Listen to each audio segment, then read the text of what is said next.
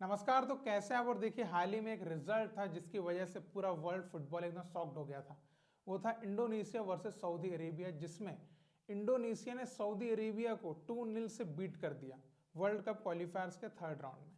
अब इससे काफ़ी जो फैंस है शॉक्ड हो गए, और खासकर इंडिया में इसकी काफ़ी चर्चा भी, क्योंकि इंडोनेशिया का लेवल जो है वो एक टाइम पे कहाँ था, और अगर वो आज सऊदी की टीम को हरा रही है, इसका मतलब ऑल इंडिया फुटबॉल फेडरेशन के लिए कुछ सीखने जैसी चीज़ वहाँ पर हो रही है। अब देखिए, काफ़ी वजह है जिसकी वजह से इंडोनेशिया ये सब चीज़ें कर पा रहा है, तो वो थोड़ा सा मैं आपको बताना चाहूँगा। हालांकि मैं इंडोनेशिया के ऊपर एक प्रॉपर एक वीडियो भी बना चुका हूँ जिसको आप यूट्यूब पर देख सकते हैं। तो देखिए, अभी आप इस रिजल्ट से एकदम शॉक्ड हो गए होंगे कि सऊदी अरेबिया को 2-0 से हरा दिया। लेकिन देखिए, मैं आपको थोड़ा सा पीछे लेकर जाना चाहूँगा कि वो ऐसा शॉकिंग कारनामा और पहले भी कर चुके हैं। जब पहले ही वर्ल्ड कप क्वालिफायर के थर्ड राउंड का जो फर्स्ट मैच था, उसमें भी सऊदी अरेबिया से इन्होंने 1-1 ड्रॉ किया था। मतलब वो भी एक शॉकिंग रिजल्ट था, और उस मैच से कुछ टेक्टिकल पॉइंट्स उन्होंने उठाए जहां पर वो वीक थे, और यहां पर उसके ऊपर काम करके इस मैच को विन कर जाते हैं। सेम एक और मैं आपको बात बताना चाहूंगा कि एशियन कप में ऑस्ट्रेलिया से इंडोनेशिया 4-0 से हारती है। फिर बाद में अभी जब उन्होंने ऑस्ट्रेलिया से मैच खेला तो 0-0 पे ड्रॉ पे रोक लिया उनको। तो इससे आप समझिए कि इंडोनेशिया किस तरीके से अपनी फुटबॉल ग्रो कर रहा है। अब देखिए, इसमें सबसे बड़ा मेन रीजन आपको भी पता है और मुझे पता है, सबको पता है, कि उनकी टीम में जो है वो अपने जो ओरिजिन के प्लेयर्स है जो अब्रॉड में खेलते हैं और टॉप डिवीजन में खेलते हैं, उनको वो लोग इनवाइट करते हैं। ड्यूअल सिटीजनशिप उनके यहाँ चलती है। ऐसे जो है टॉप प्लेयर्स उनकी टीम को ज्वाइन कर रहे हैं, और इसके साथ वो ना सिर्फ जो टॉप टीम्स है उनके अगेंस्ट कॉम्पीट कर रहे हैं, बल्कि उनको हरा भी रहे हैं। तो इंडोनेशिया के जिस स्क्वाड ने सऊदी को बीट किया, उसमें 23 में से 15 प्लेयर्स जो हैं वो इंडोनेशिया के बाहर अब्रॉड की लीग्स में खेलते हैं। तो एक्चुअली में उनकी जो टीम है भाई, एशिया के टॉप जो टीम्स हैं उनके अगेंस्ट खेल सकती है, चाहे वो कोई भी टीम हो। अब देखिए, हम थोड़ा शॉर्ट में डिकोड करते हैं कि उन्होंने सऊदी अरेबिया को कैसे हराया। तो उनके जो कोच है सिन ते योंग, उनसे पूछा गया कि आपने सऊदी जैसी टीम को कैसे बीट किया। तो देखिए, सऊदी के मैच से पहले उनका मैच था जापान से, जिसमें वो 4-0 से हारे थे। तो उनका यह था कि हमने कौन सी ऐसी गलती करी कि जापान से हम 4-0 हारे। तो उन्होंने वहां पर थोड़ा सा वर्क किया अपनी वीकनेस पर, और उनका जो एंटायर कोचिंग स्टाफ है उन्होंने अपनी टीम को एनालाइज किया और अपोनेंट को भी एनालाइज किया। देन 3 दिन तक अपने टैक्टिक्स के ऊपर वर्क किया कि कैसे हम सऊदी को हरा सकते हैं, क्योंकि ऑलरेडी सऊदी से 1-1 भी खेला था। तो सऊदी की वीकनेस और स्ट्रेंथ उनको बिल्कुल पता थी, और अच्छे एनालिसिस के साथ वो सऊदी टीम के अगेंस्ट बहुत प्रॉपर प्लानिंग कर पाए। तो उनको पता था कि सऊदी जो है 4-1-4-1 फॉर्मेशन से खेलेगी और बहुत ही हाई प्रेसिंग करने वाली है। तो इससे इंडोनेशिया एक चीज समझ गई कि अपोजिशन हाफ में पीछे जो है स्पेस काफी मिलेगा। तो सिन तेयोंग ने क्या किया, अपने प्लेयर्स को कहा कि जब भी अटैकिंग ट्रांजिशन बनेगा, सऊदी की डिफेंस लाइन के पीछे पूरी ताकत से पेनिट्रेट करना है, और ऐसा हम करते हैं तो बिल्कुल हमको गोल भी मिलेगा। और आप देख सकते हैं कि स्टार्ट में उन्होंने काफी चांसेस भी क्रिएट करे, और उनका यह कहना था कि हम 2 गोल से ज्यादा गोल स्कोर करते थे अगर हम सही तरीके से कन्वर्ट कर पाते। तो समझिए कि सऊदी के ऊपर इतने अच्छे अटैक्स उन्होंने क्रिएट किए थे, कुछ टेक्टिकल प्लान्स हैं। तो देखिए, अब यहाँ पर एक्चुअली मैं एक सिंपल सी बात बताऊं कि कोच ने बहुत एक्स्ट्रा ऑर्डिनरी कुछ नहीं कर दिया कि कोई ऐसा खतरनाक टेक्टिकल प्लान्स बना लिए हो जिसे सऊदी को समझ ना पाई हो। तो एक्चुअली में कोच ने नॉर्मली चीज करी जो हर कोच करता है, बट उनके पास प्लेयर्स इतने कॉम्पिटिटिव हैं, इतने हाई लेवल पे खेलते हैं और इतना हाई इंटेंसिटी का एक्सपीरियंस है, तो जो कोच की टैक्टिक्स थी वो बहुत स्मूथली उनको इंप्लीमेंट करके मैच में, और रिजल्ट आपके सामने है कि सऊदी को बीट करना 2-0, वो भी इट्स नॉट ईजी। तो देखिए, अभी as an Indian football fan आपके दिमाग में ही आ सकता है कि भाई उनके पास तो जो 15 प्लेयर्स थे वो तो बाहर की लीग के थे ना, इसीलिए तो वो लोग जीत पाए, क्योंकि क्वालिटी थी उनके पास। हमारे पास वो नहीं, इस वजह से हम नहीं जीत पाते। तो देखिए, सिंपल सी बात है कि आप केवल उस चीज को कनेक्ट मत करिए, आप ये भी देखिए कि इंडोनेशिया ग्रासरूट लेवल पे भी तो काम कर रहा है।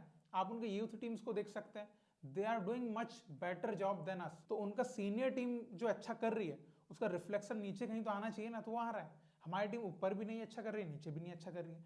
तो इंडोनेशिया देखिए टॉप लेवल पे अच्छा करेगी तो नीचे ग्रासरूट लेवल पे और मोटिवेशन आएगा, जो यंग प्लेयर्स रहेंगे उनको एनकरेजमेंट मिलेगा कि यस, हमारी टीम जो है टॉप लेवल पे तो अच्छा कर रही है, तो हमको भी वहां तक पहुंचना है। हमको भी जो अब्रॉड में जाना पड़ेगा, क्योंकि कंपटीशन बहुत है जो सीनियर टीम में आने के लिए। अब आप बोलेंगे कि उन्होंने सारे प्लेयर्स तो उनके जो इंडोनेशियन ओरिजिन के बाहर उनको सिर्फ इन्वाइट कर लिया, उनके वहां के प्लेयर तो बाहर नहीं जा रहे। तो देखिए, ये अभी आपको इस बारे में शायद पता नहीं है। तो देखिए, उनके इंडोनेशिया में ही जो पैदा हुआ है, ऐसे भी प्लेयर्स खुद को स्टेप अप कर रहे हैं और बाहर के लीग्स में खेलने जा रहे हैं। और ऐसा एक एक करके जो प्लेयर्स है वो एक दूसरे को मोटिवेट कर रहे हैं, एनकरेज कर रहे हैं, इंस्पायर कर रहे हैं कि आप भी बाहर जाइए, तभी हम जो है एशियन लेवल पे या वर्ल्ड लेवल पे इन टीम्स के अगेंस्ट कुछ कर पाएंगे, अदरवाइज हम जो है ना कुएं के मेंढक बन के रह जाएंगे। तो मैं आपको बताना चाहूंगा कि उनके 3 ऐसे प्लेयर्स हैं जो इंडोनेशिया में पैदा हुए, वहीं पे यूथ डेवलपमेंट लिया और अभी वो प्लेयर्स अपने दम पे खुद की काबिलियत पे बाहर अब्रॉड की लीग्स में खेल रहे हैं, मतलब एशिया में खेल रहे हैं लेकिन बाहर खेल रहे हैं। तो देखिए एक प्लेयर उनके के लीग यानी कि कोरियन टॉप डिवीजन में खेल रहे हैं, एक प्लेयर मलेशिया सुपर लीग में खेल रहा है और एक प्लेयर थाईलैंड की लीग में खेल रहा है टॉप डिवीजन में। तो ये प्लेयर्स वो है जो खुद से बाहर गए।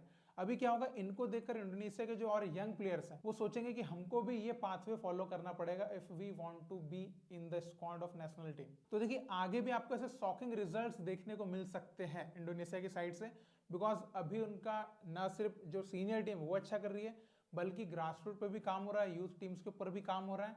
तो आपको वहां पर भी कुछ शॉकिंग रिजल्ट अगर देखने को मिले तो आप ऐसा वो मत होना कि यार ये क्या कर रहा है, अचानक से क्या हो गया। अचानक से नहीं हो रहा है, उनके पास प्रॉपर प्लान है और ये जो बाहर के उनके ओरिजिन के प्लेयर्स को खिला रहे हैं ना, वो भी उनके प्लान का हिस्सा है कि कैसे अपनी सीनियर टीम को अच्छा करें ताकि उसका जो एक अच्छा पॉजिटिव रिफ्लेक्शन है वो नीचे के लेवल पर आए। तो कहने का मतलब यह है कि देखिए हमको हजारों साल लग जाएंगे, पीआईओ प्लेयर्स जैसा कोई सीन हमारे हो नहीं रहा है और ऐसे आसार भी नहीं लग रहे हैं कि हमारे इंडियन ओरिजिन के प्लेयर्स को इंडिया में खेलने के लिए अलाउ किया जाएगा और वो नेशनलिटी छोड़ना नहीं चाहते हैं। तो देखिए हमारे ही प्लेयर्स को बाहर स्टेप अप करना पड़ेगा, बाहर निकलना पड़ेगा और कॉम्पिटिटिव लीग्स में कॉम्पिटिटिव लेवल पर जाकर खेलना पड़ेगा ताकि नेशनल टीम को हम थोड़ी सी स्ट्रेंथ प्रोवाइड कर पाएं।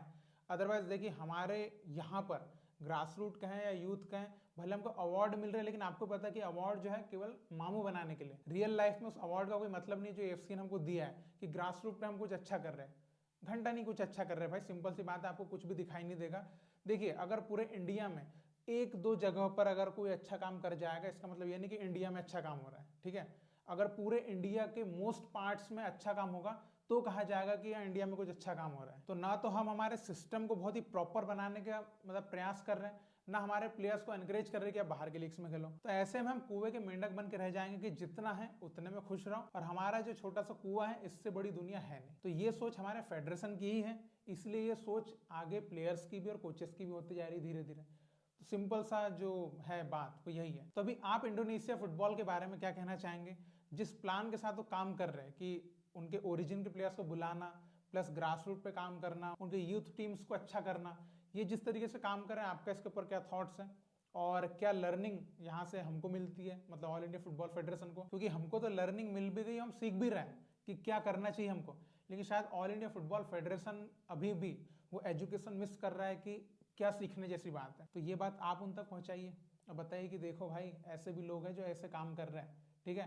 तो जो भी आपके थॉट्स है आप जरूर कमेंट में लिख के बताइएगा और हम आगे भी ऐसी बातें करते रहेंगे। तो हम फिर मिलेंगे। जय हिंद।